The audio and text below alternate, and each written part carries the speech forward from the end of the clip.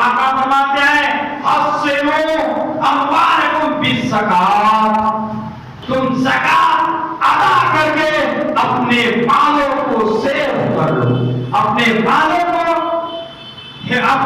की हिफाजत कर लो। कैसे?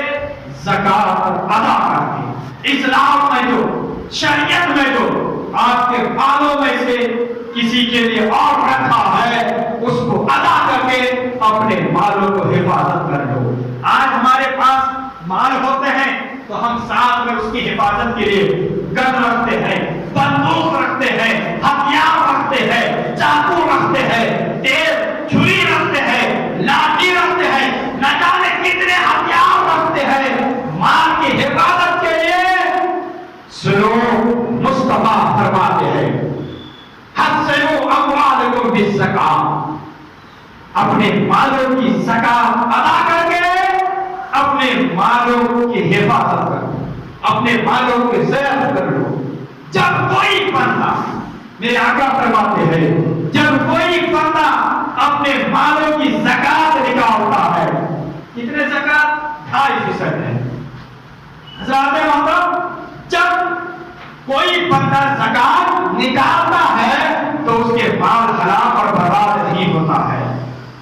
मेरे आका सहाबाए किराम की मजलिस में फरमा रहे थे कि अपने मालों की ज़कात अदा करके अपने मालों की हिफाजत किया कर लो।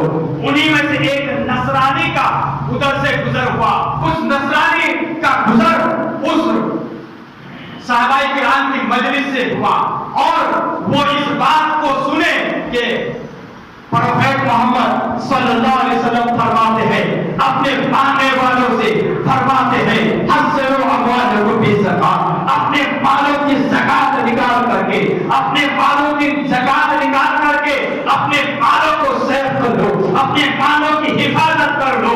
तो ठीक है, अच्छा मैं भी चेक करता हूँ आखिर ये बात कहाँ तक सच है, कहाँ तक इस बात की सच्चाई है। उस नसरानी मुसलमान नहीं था, मोमिन नहीं था, बल्कि नसरानी होकर वो चेक करने के लिए अपने प्रॉपर्टी का हिसाब लगाते हैं, अपने आसास का हिसाब लगाते हैं, अपने प्रॉपर्टी का हिसाब लगाने के बाद जितने फितर, जितने उसकी ज़कात, उसके मालों की ज़कात निकलती है वो निकाल देते हैं और निकाल देने के बाद वो अपने साथी को मुल्क शाम की तरफ एक काफिला के साथ तिजारत के लिए भेजता है।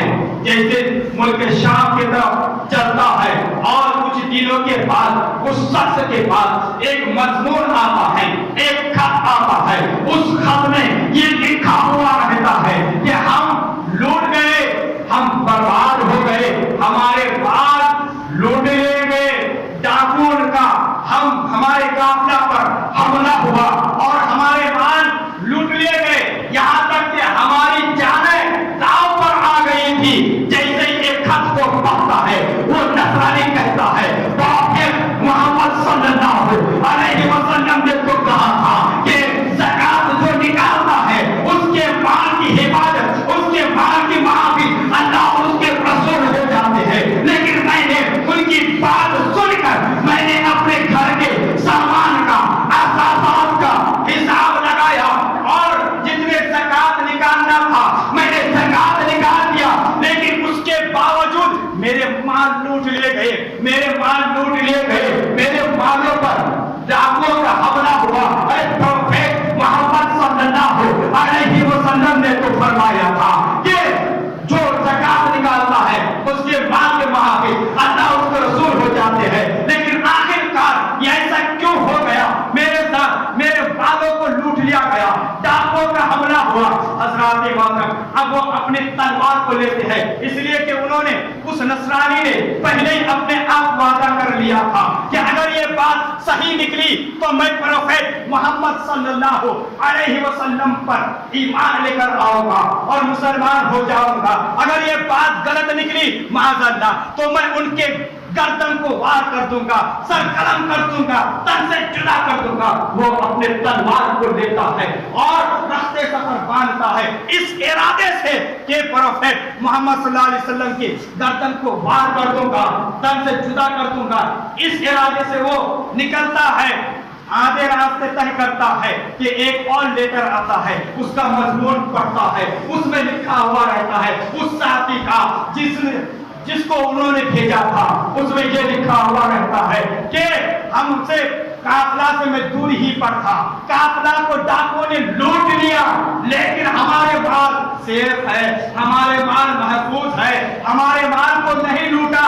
جب انہوں نے اس خط کو پڑھتا ہے، جس ارادے سے نکلا وہ ارادہ بالکل ہی بدل لیا، کیونکہ انہوں نے پہلے ہی اپنے آپ میں ارادہ کیا تھا اگر یہ بات سچ ہو جائے تو میں اس پر ایمان لے کر آؤں گا۔ محمد عربی کی بارگاہ میں آتے ہیں اور کہتے ہیں یا رسول اللہ صلی اللہ علیہ وسلم مجھے اجازت دیجیے، اور کلمہ پڑھا کر حلقہ اسلام میں داخل کر دیا۔ حضرات محترم،